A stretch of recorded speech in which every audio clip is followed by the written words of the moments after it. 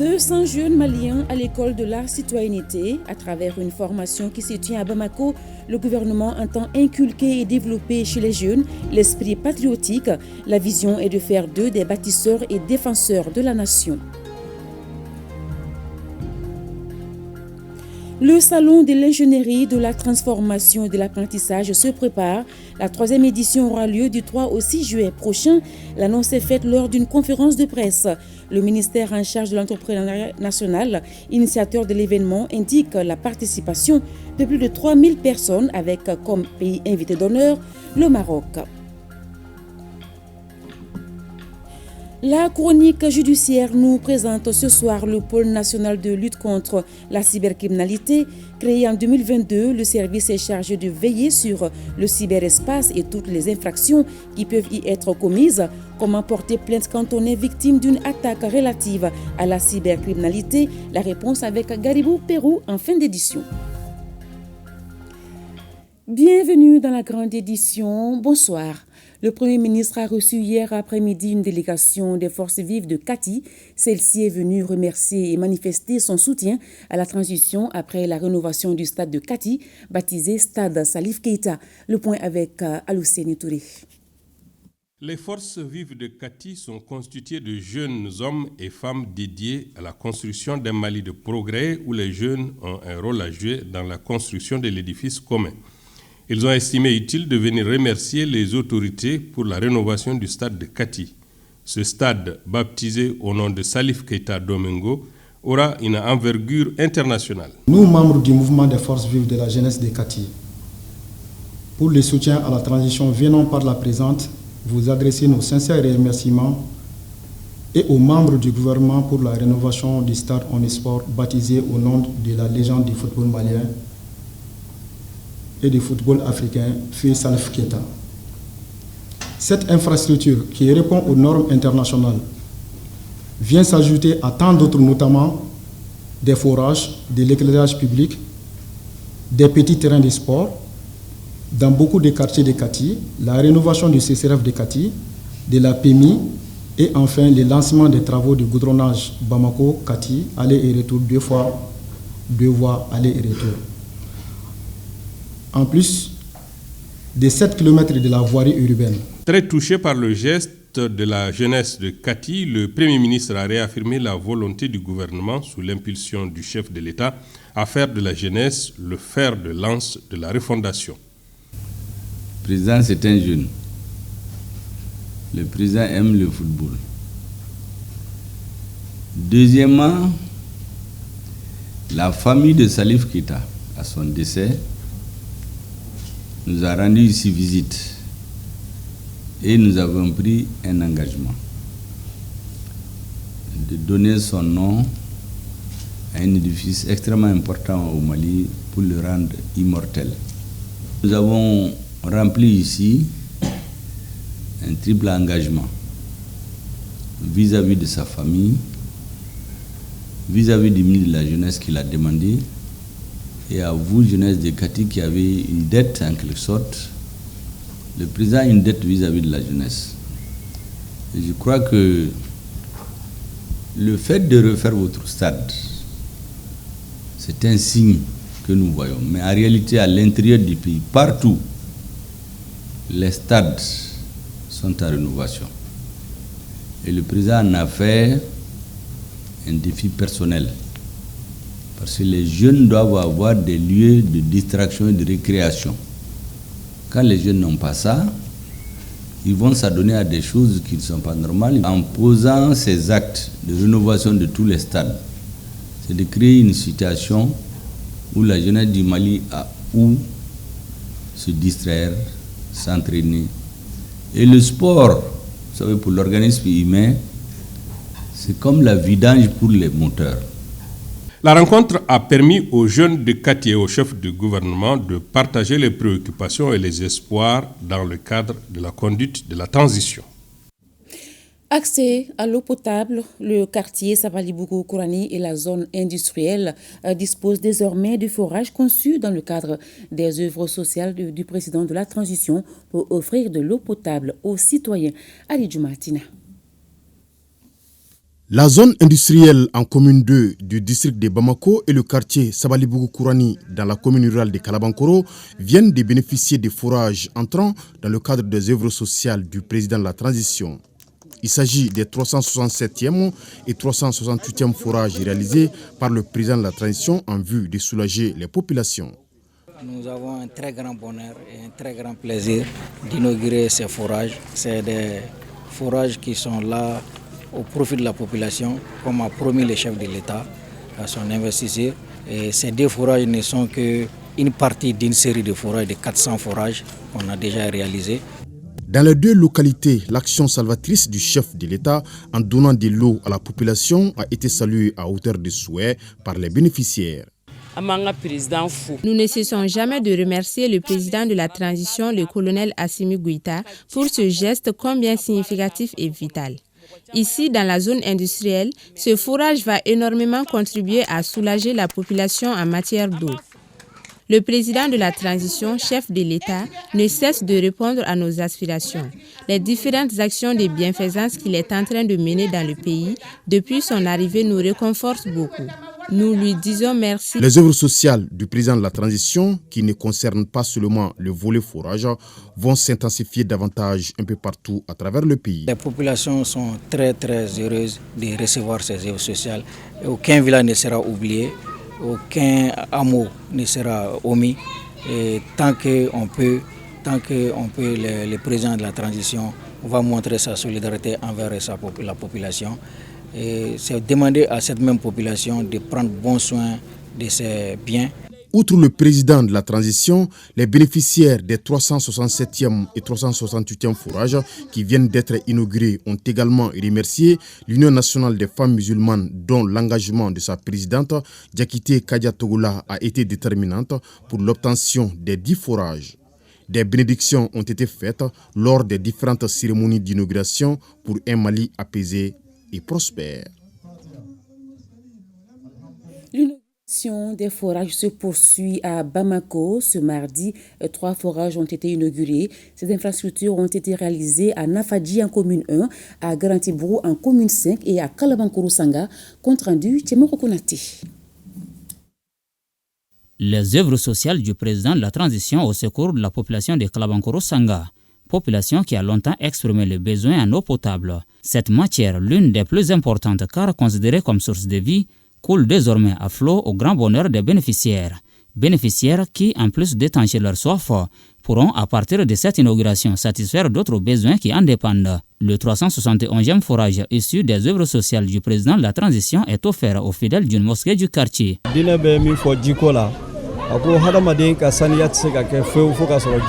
La bonne pratique de la religion repose en grande partie sur l'eau potable. Nous sommes vraiment contents de la réalisation de ces forages qui nous évitera désormais le paiement des factures d'eau. À quelques encablures de là se dresse le 372e forage réalisé par les œuvres sociales du président de la transition. Nous sommes à Garantibrou en commune 5 du district de Bamako. 5, un chiffre assez révélateur pour Mohamed Nango Kone, un habitant de la dite commune qui réitère sa gratitude au généreux donateur du jour. Les 5 piliers de l'islam, c'est déjà 5. Les horaires de prière, c'est 5. Et la lettre G, la 5e consonne des 26 lettres de l'alphabet. Et le nom de famille Goïta, G-O-I-T-A, c'est 5 lettres. Donc la lettre G, c'est une lettre de bonheur. Et Garantibrou en a bénéficié parce que Garantibrou est G, c'est la première lettre G. Donc nous, on a reçu un don d'Allah. Garantibrou aussi est en commune 5. La dernière étape de cette randonnée diurne a conduit le conseiller chargé des œuvres sociales à Nafadji en commune 1. Elle est consacrée à l'inauguration du 360e forage qui, à cause de certaines contraintes, avait été reportée à une date ultérieure. Inauguration que les habitants de la périphérie attendaient avec impatience pour s'approvisionner en eau potable. Si on ne se réveille pas avant 5 heures, on ne peut pas s'approvisionner. Pour que le déjeuner soit prêt, il faut attendre les environs de 16 heures. La réalisation de ce forage est pour nous un grand soulagement. Le président de la transition a en vision, quel que soit le Mali où qu'il se trouve, d'atténuer les difficultés des Maliens pour que les gens s'épanouissent. Il fera tout son possible à travers les œuvres sociales, Inch'Allah. En attendant de toucher d'autres concitoyens se sentant dans le besoin, Le conseiller spécial Aguebou Damele demande aux bénéficiaires de ces différentes infrastructures d'en prendre soin pour mieux en tirer profit. Je l'annonçais dans le sommaire, 200 jeunes venus de toutes les régions du Mali sont à Bamako pour une formation et éducation citoyenne, une activité initiée par le gouvernement malien. Elle vise à inculquer et développer chez les jeunes l'esprit patriotique en vue d'en faire des bâtisseurs et défenseurs de la nation. Pour cela, un panel sur les fondements de l'identité nationale a été animé ce matin par le ministre en charge de la refondation de l'État au Palais des Pionniers à Magnabougou. Reportage Benoko Fofana, Omar Katraouri. La jeunesse, fer de lance de toute nation, elle mérite une attention particulière des gouvernants pour être de bons futurs dirigeants. En initiant cette école de citoyenneté, le gouvernement malien répond à un besoin crucial qui se fait ressentir au sein de cette couche. Il s'agit d'inculquer à la jeunesse malienne l'esprit patriotique. C'est dans cette optique qu'un panel sur les fondements de l'identité nationale est animé par le ministre de la refondation de l'État. Quels sont les tenants aboutissants de la crise multidimensionnelle qui nous a frappés? Quelles sont les solutions que le peuple malien a mûries et proposées? Et quelles sont justement les voies que le gouvernement et les autorités de la transition empruntent pour justement leur mise en œuvre efficiente?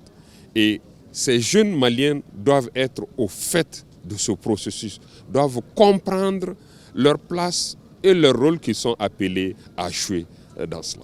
Si le Mali a besoin de sa jeunesse plus que jamais en cette période de refondation, les 200 jeunes venus des différentes régions du pays pour cette première cohorte de l'école de citoyenneté se disent prêts à relever le défi du Mali courroie. À la sortie, nous leur promettons d'être des jeunes patriotes, des jeunes avec beaucoup de civisme, beaucoup de patriotisme, et nous serons prêts à relever le défi, quel qu'en soit ce que ça coûte. Aujourd'hui, nous sommes dans les questions de valeurs, de tradition. Il y a tout un cadre qui a été mis en place. Il y a des comptes qui sont faits, il y a des feux de camp qui sont organisés. C'est comme les rites. Nous attendons d'eux, à la sortie d'ici, d'être des acteurs qui peuvent poser vraiment les actes qui peuvent aider aujourd'hui, à aider le pays à être dans sa lancée, à rester dans sa lancée. Cette lancée tracée par les plus hautes autorités. Lancée depuis le 25 mai, les activités de cette école de citoyenneté se poursuivront jusqu'au 7 juin. Et chaque jour, un panel est animé sur les notions de civisme et de citoyenneté.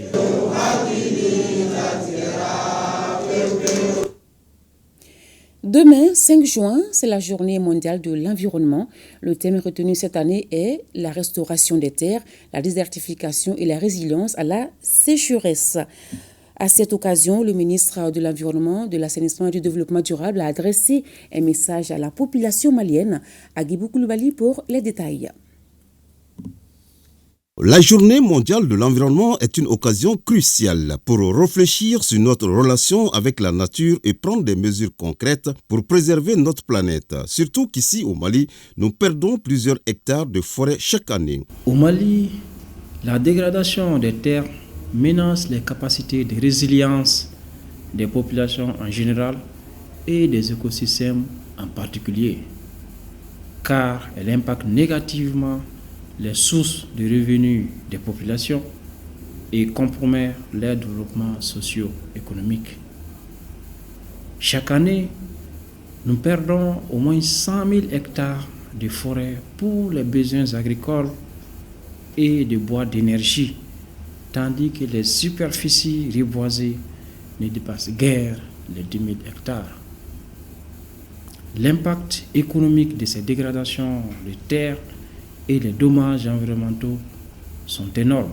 Face à ces défis, le gouvernement s'engage fermement à promouvoir des initiatives de reboisement, de gestion durable des terres et de conservation des ressources en eau. Pour inverser la courbe, plusieurs actions ont été initiées, dont la mise en évidence des solutions pour la restauration des terres, la lutte contre la désertification et le renforcement de la résilience des populations à travers différentes initiatives, projets et programmes, notamment l'adhésion du Mali à l'ensemble des conventions internationales sur le climat et la protection de l'environnement, l'organisation à Bamako du premier forum régional sur la sécurité climatique au Sahel, sanctionné par la déclaration dite de Bamako, le lancement en mars 2024 du projet de restauration des terres dégradées d'un montant d'environ 90 milliards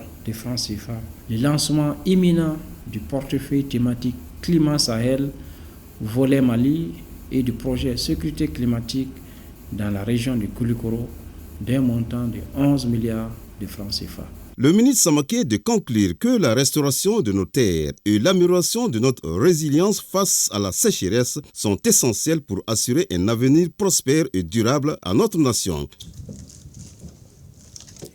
L'opération de vente à prix subventionné aux consommateurs est en cours à Bamako, à Kaï ainsi qu'à Gao.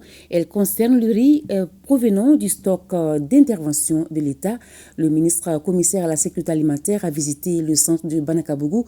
L'opération propose 100 kg de riz au prix de 18 000 francs CFA contre environ 27 000 francs au marché. Cette vente en direct aux consommateurs est une première et bien appréciée par la population, nous dit Abdul Karim Kaba. S'enquérir du déroulement de l'opération de vente directe du riz aux consommateurs, tel est l'objectif de la visite du commissaire à la sécurité alimentaire.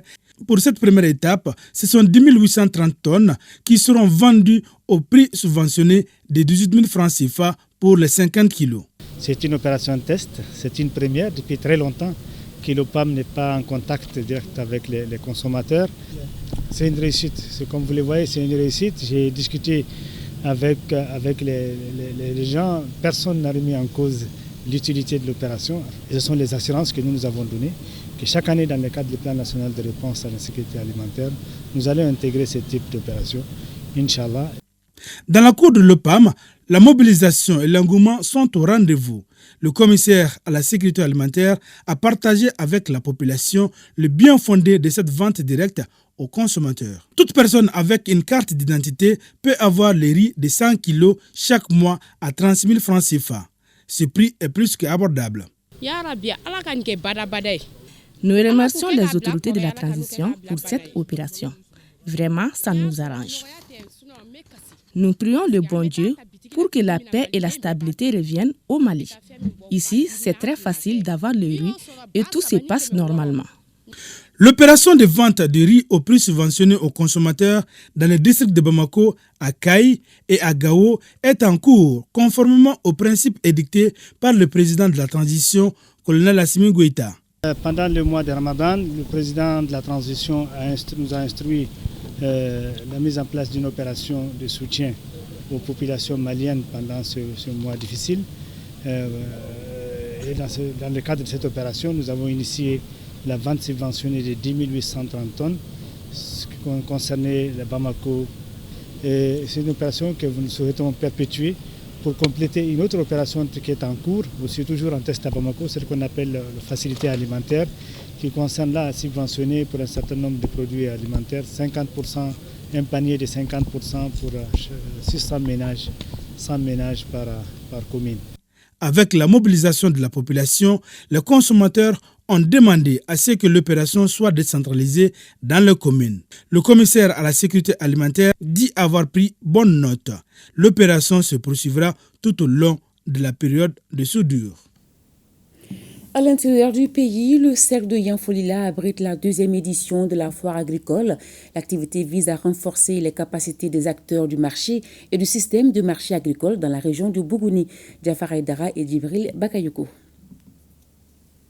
La tenue de cette deuxième édition de la foire agricole fait du cercle de Yanfolila un lieu approprié de mise en relation des offres d'achat et de vente des intrants agricoles, des matériels et équipements agricoles, des produits transformés, des fruits et des légumes. Les paysans ont exprimé leur besoin de s'approvisionner en matière d'intrants au début de l'hivernage. C'est pour cela qu'on a organisé pour que chacun puisse s'en servir de bonnes semences, des intrants agricoles, des herbicides, et nouer des contrats entre producteurs et les fournisseurs d'intrants. Cette foire est donc un espace, un levier sûr qui contribue à l'atteinte des objectifs fixés en matière d'approvisionnement des zones déficitaires.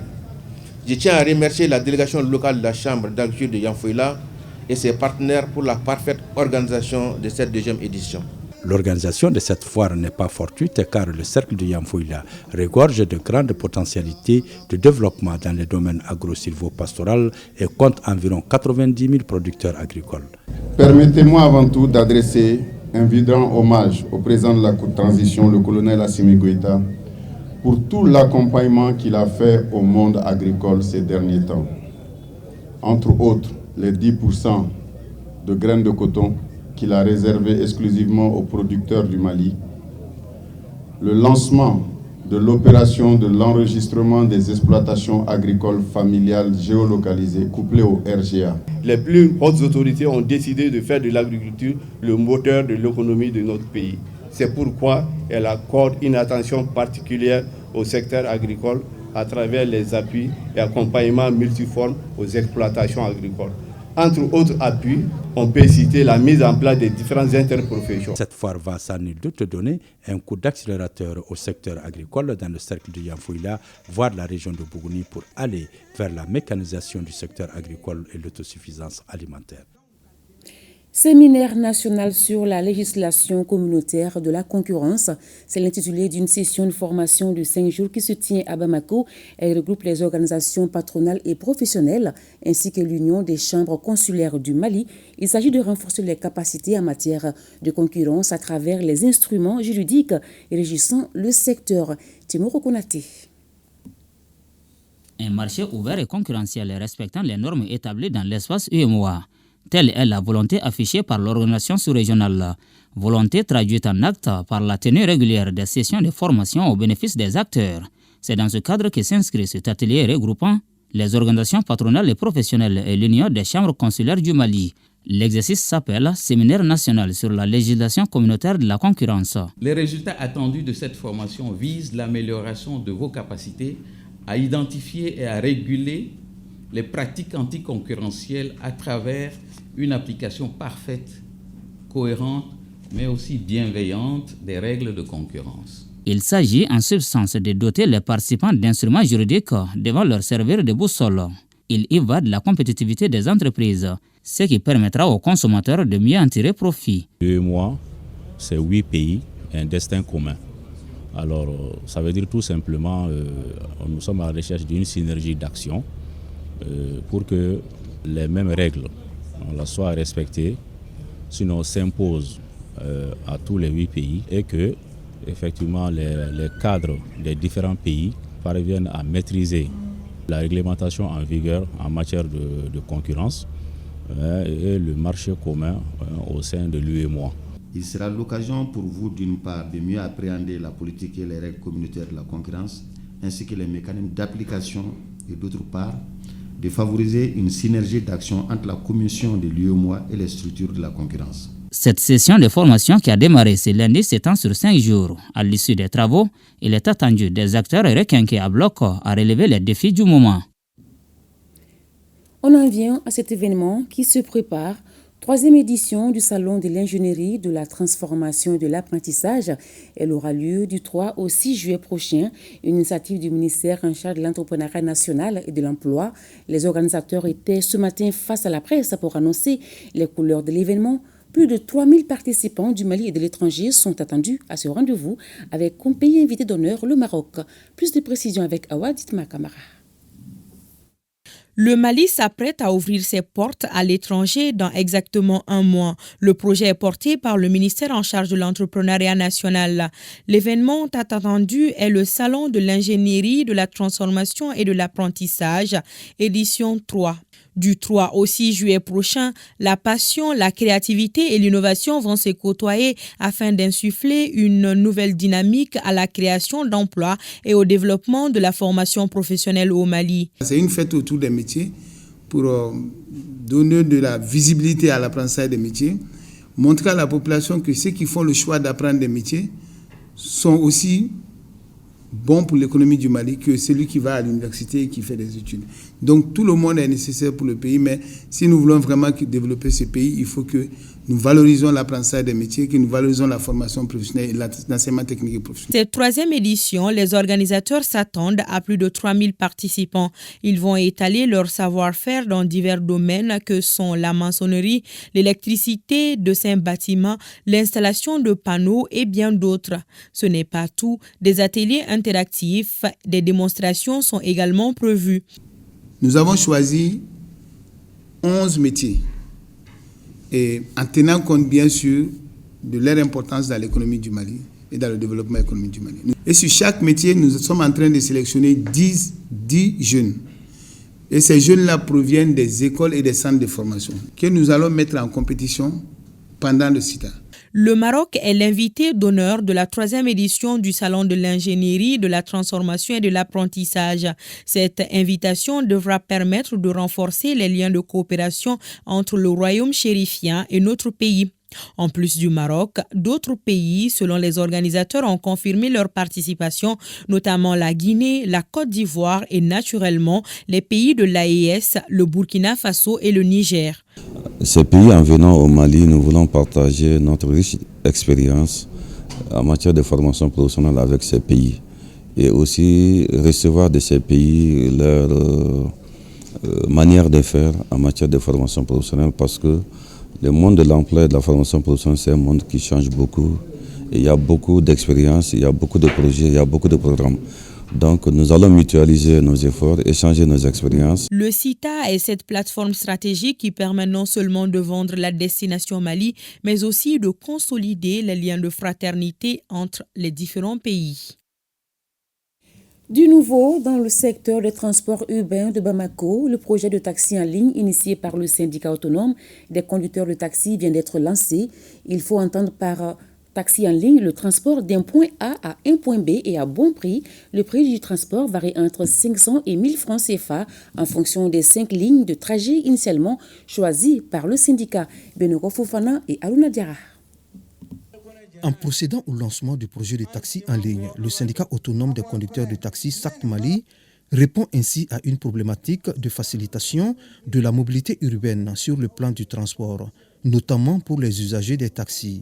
Le projet se distingue par plusieurs fonctionnalités dans le secteur des taxis. Il ne s'agit pas d'aller déposer les clients jusqu'à domicile, mais il s'agit de le prendre sur une ligne, le déposer à terminus et retourner sur la même ligne. Pour le départ, nous avons 5 lignes. Tout tourne autour du grand marché. Le tarif est toujours à 500 francs par personne. Et tous les clients descendent au bord du goudron. Cathy est à 1000 francs, différemment par rapport aux autres tarifs.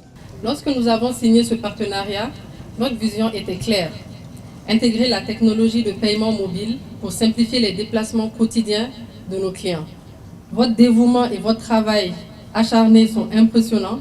Vous avez su combiner innovation et excellence pour offrir un service de transport de premier ordre. Répondant à la demande des clients par rapport au coût élevé des taxis, ce projet démarre avec une vingtaine de véhicules. Et la différence avec les autres taxis, sur le toit des taxis en ligne est posé un feu taxi avec le logo SACT Mali. Nous avons créé les taxis en ligne. La clientèle s'est faite très rare de 2018 à nos jours. Raison pour laquelle on a voulu créer ce projet pour qu'ensemble, nous pouvons aller en avant avec la population et aider la population aussi à faire une mobilité en toute sécurité. Le taxi doit d'abord être en règle, que tous les documents en matière de transport soient à bord des taxis, que le conducteur même du taxi soit un professionnel. La porte reste grandement ouverte à tout propriétaire de véhicule qui souhaiterait un partenariat avec le syndicat autonome des conducteurs de taxi pour le projet de taxi en ligne qui vient de prendre son envol, selon son président. Là, un taxi à bon prix à Bamako. Hors de nos frontières, le ministre du Travail, de la fonction publique et du dialogue social et son collègue en charge de l'emploi sont à Genève. Ils prennent part à la conférence internationale du travail. Le ministre Fassoum Coulibaly, dans son discours, est revenu sur les efforts du gouvernement, notamment la signature avec les syndicats du pacte de stabilité sociale et de croissance en août 2023. Je vous propose de suivre un extrait de son discours. Nous adhérons aux défis qui assaillent le monde du travail, se caractérisant entre autres par les injustices persistantes, une insécurité sur le marché du travail, des inégalités de plus en plus importantes, une conjonction de crises multiples et le délitement du contrat social. Le dialogue social demeure une condition indispensable du renouvellement du contrat social. Le nouveau contrat social doit être fondé sur le respect des droits humains, y compris les principes et droits fondamentaux au travail, et garantir l'accès universel et la protection sociale dont le financement reste un défi pour nos pays. En matière de politique d'emploi et de formation professionnelle, le gouvernement a signé un accord avec le FIDA pour le financement d'un deuxième projet FIER pour un coût de 59 milliards de francs CFA. Ainsi, 60 000 jeunes ruraux âgés de 15 à 40 ans bénéficieront d'une formation professionnelle et ou d'une insertion économique. 12 000 activités génératrices de revenus et 5 000 micro-entreprises rurales individuelles seront financées. 40 000 emplois directs seront également créés. Au Mali, le comité indépendant de suivi et évaluation des recommandations des assises nationales de la refondation a déposé son deuxième rapport le 27 mai 2024. Le dialogue intermalien pour la paix et la réconciliation nationale, tenu du 6 au 10 mai 2024, a permis au peuple malien de recourir aux mécanismes endogènes de prévention et de règlement des conflits afin de trouver des solutions consensuelles aux problèmes qui assaillent notre pays avec près de 300 recommandations. Avec l'engagement des partenaires sociaux, le pacte de stabilité sociale et de croissance a été signé le 25 août 2023 sous la haute présidence de son Excellence, le colonel Assimi Goïta, président de la transition, chef de l'État, assorti d'un plan d'action 2023-2027 évalué à 105 milliards 918 millions de francs CFA avec une trêve sociale. L'une des priorités demeure l'organisation des élections de représentativité syndicale.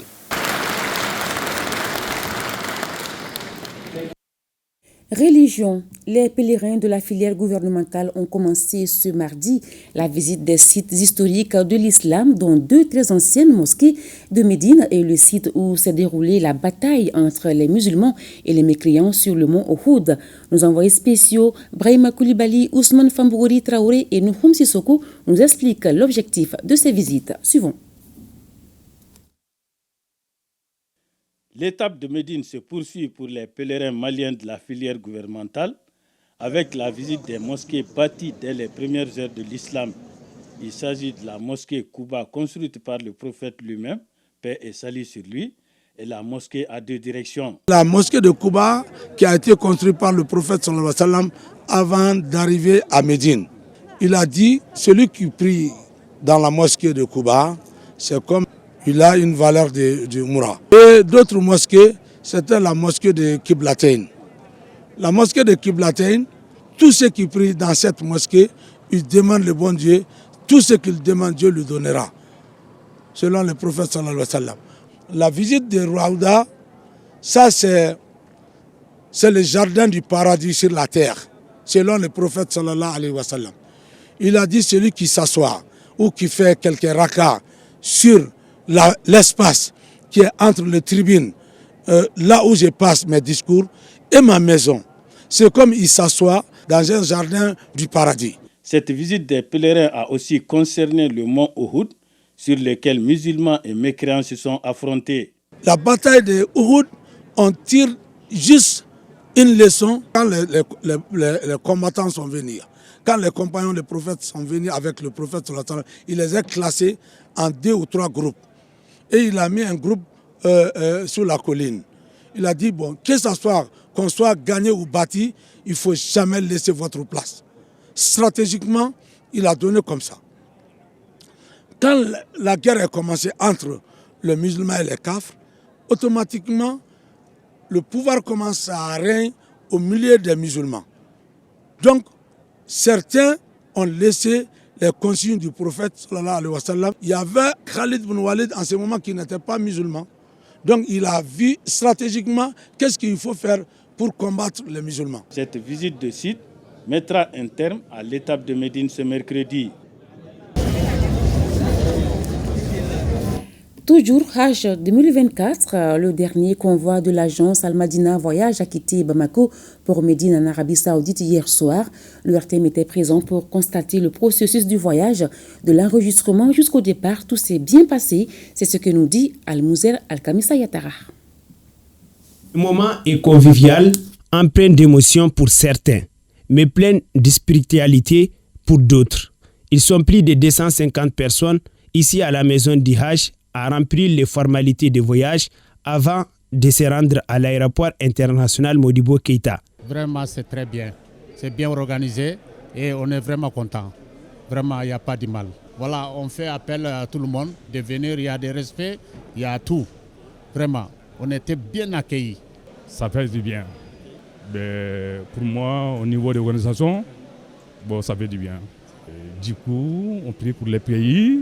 Ce sont les pèlerins de l'agence Al-Madina Voyage, le dernier convoi qui quitte Bamako pour Médine.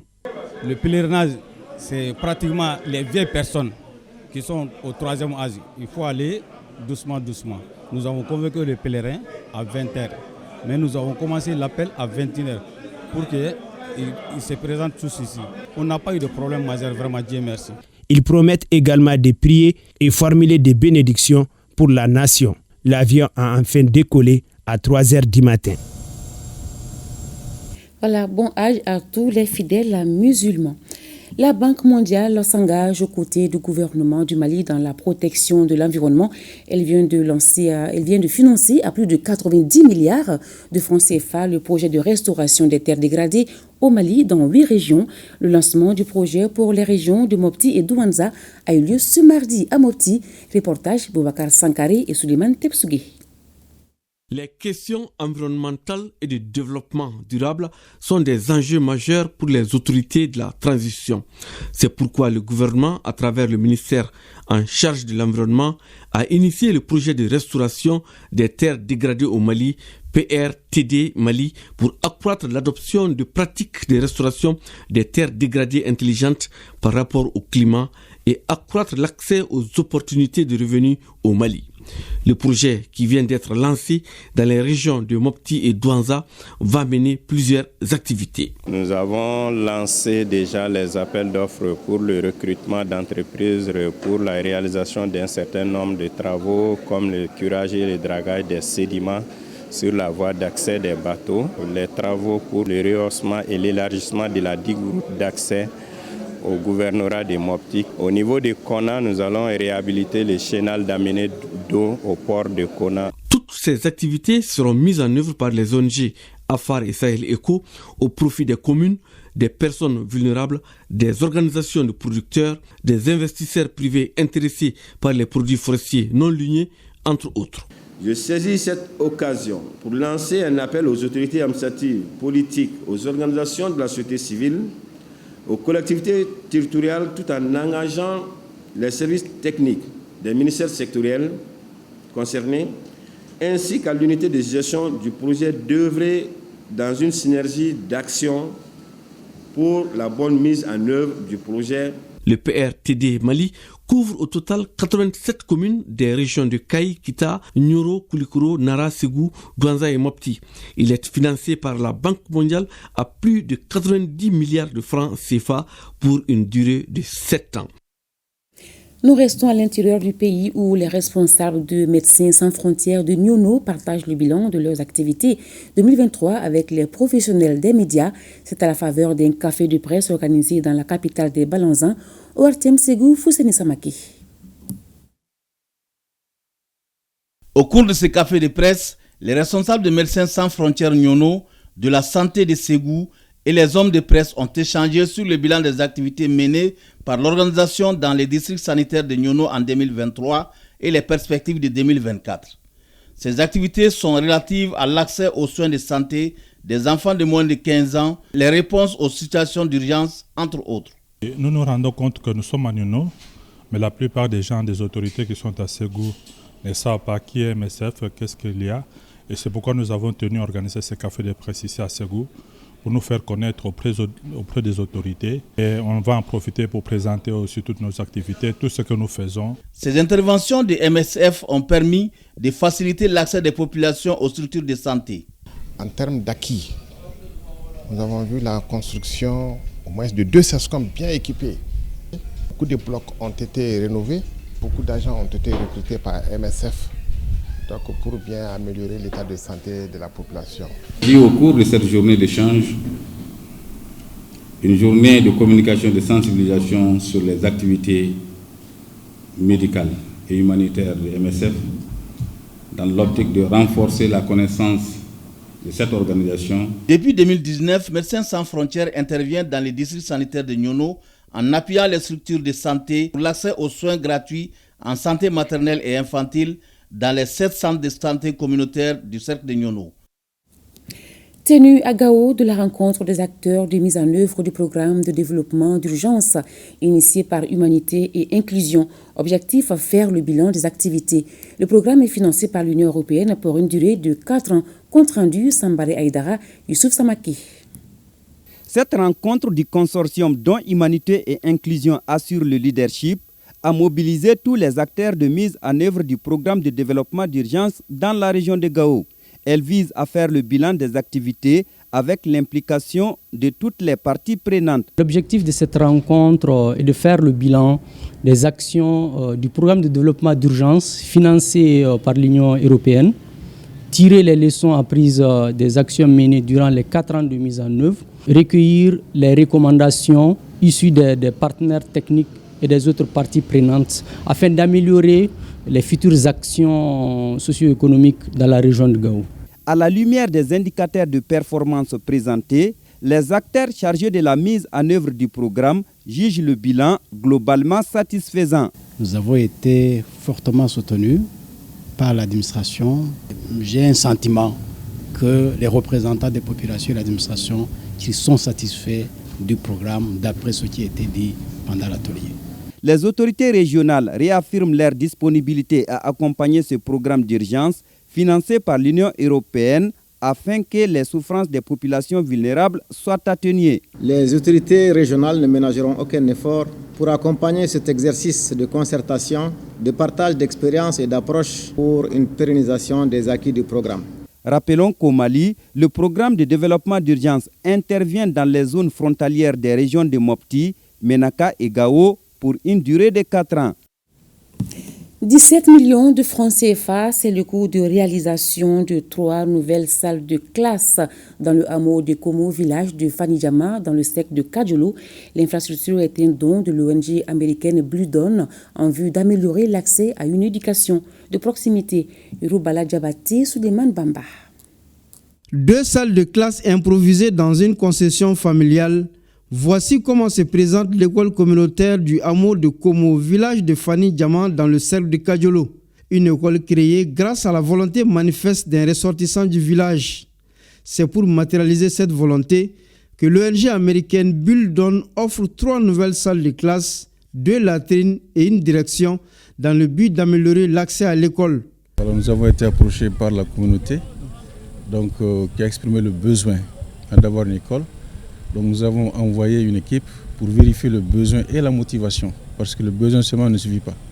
Il faut être motivé pour pouvoir construire l'école. Je demande aux communautés, aux ressortissants de Komo, de bien entretenir l'école. Tout le monde est content par rapport à la situation. Je pense que c'est ça l'essentiel et nous garderons cette joie-là pour continuer à animer effectivement cette école. Le directeur du centre d'animation pédagogique de Kadjolo a invité les membres du comité de gestion scolaire et tous les responsables de l'éducation à plus d'engagement pour faire inscrire le maximum d'enfants à l'école. Pour parvenir à des résultats tangibles, tous les acteurs de l'école, à tous les niveaux, responsables de l'école, la collectivité, les égouts et partenaires sociaux doivent se mobiliser comme un seul homme autour de cette nouvelle infrastructure en vue de la rendre plus opérationnelle. Mes sincères et profondes gratitude à l'ONG Build-Off et à tous nos partenaires pour cette excellente initiative au bénéfice de toute la population de Fanidjama et de Nkombo en particulier. La montée des couleurs suivie de la prestation des artistes locaux et la coupure du ruban symbolique marquant l'inauguration des nouvelles salles de classe ont aussi constitué d'autres moments forts de cette cérémonie. Chronique judiciaire. Créé en 2022, le pôle national de lutte contre la cybercriminalité intervient à un moment où les dérives et autres formes d'infraction continuent sur les réseaux sociaux, et cela malgré les poursuites engagées contre les auteurs. Il a la charge de veiller sur le cyberespace et toutes les infractions qui peuvent être commises via les techniques de l'information et de la communication. Comment porter plainte quand on est victime d'une attaque relative à la cybercriminalité? La réponse dans la chronique judiciaire avec Garibou Pérou, Abdoulaye Samaki. Terrorisme, procession, escroquerie en bande organisée, insultes, diffamation, vol de données personnelles et bien d'autres infractions pénales sont faites au quotidien à travers l'informatique et les nets. Ce nouveau fléau s'appelle cybercriminalité. Cette forme de délinquance qui porte atteinte aux valeurs est commise par les biais des ordinateurs, des téléphones portables et autres appareils électroniques. Il y a une mutation de la délinquance qui prend une forme désormais numérique. Nous n'avons pas malheureusement eu ce qu'on peut appeler cette culture numérique. On n'a pas été initié à cette culture numérique. C'est des applications qui nous viennent d'ailleurs, et donc il n'y a pas eu ce temps d'adaptation, j'allais dire d'acclimatation ou même d'appropriation. Donc il y a un usage fort malheureusement à une certaine véhémence, à des propos injurieux, à des propos parfois qui peuvent porter atteinte à l'honneur et à la dignité des citoyens, toute chose qui en réalité est en porte-à-faux, j'allais dire, avec cette notion de bonne mœurs qui caractérise notre société. Notre vie digitalisée, les frontières effacées, et pour lutter contre les dérives numériques, il faut se mettre dans une logique de coopération judiciaire. Coopération qui permet aux différents États d'identifier les auteurs, les arrêter et les mettre en examen.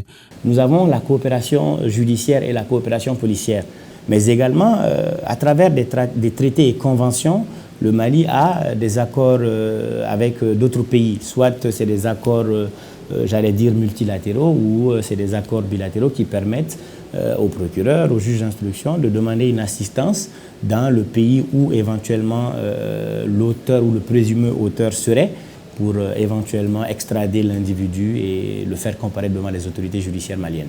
La cybercriminalité, dans sa forme numérique, touche tous les domaines possibles et atteint tous les segments de la vie en société. Personne n'est épargné en réalité. Dès l'instant qu'on utilise les technologies de l'information et de la communication, la téléphonie, les cartes bancaires, les réseaux sociaux, aujourd'hui, surtout les jeunes utilisent mais énormément ces réseaux sociaux-là, et donc ils peuvent faire l'objet par exemple de pédopornographie. Vous voyez, nous avons des applications de transfert d'argent aujourd'hui et par lesquelles les gens se font très souvent escroquer, et parfois on a de mauvaises informations, on essaye ce qu'on appelle les infox, on véhicule des informations de nature à induire le citoyen dans l'erreur, ou en tout cas créer une forme de psychose ou le terroriser à la limite avec des informations de nature à troubler l'ordre public.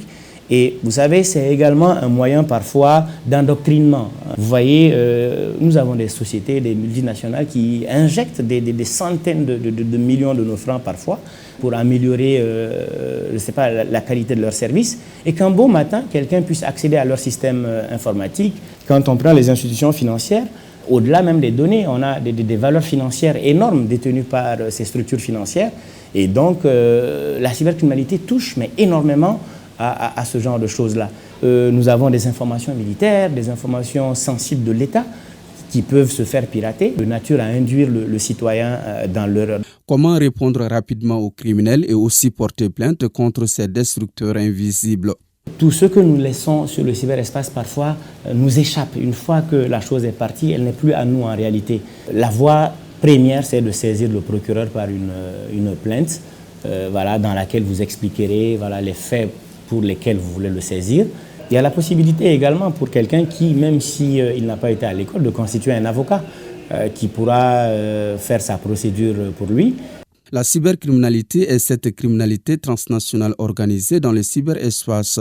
Nous sommes tous, en tant que membres de la communauté numérique, pris en otage à cause du mauvais usage des moyens de communication ultra puissants. Chacun de nous doit donc élever les murs de sa maison pour échapper aux attaques des criminels sur les autoroutes du numérique. Merci à Garibou Pérou pour toutes ces informations. Ainsi prend fin cette édition. Merci à vous de l'avoir suivi. Bonne suite de programme sur votre télévision nationale.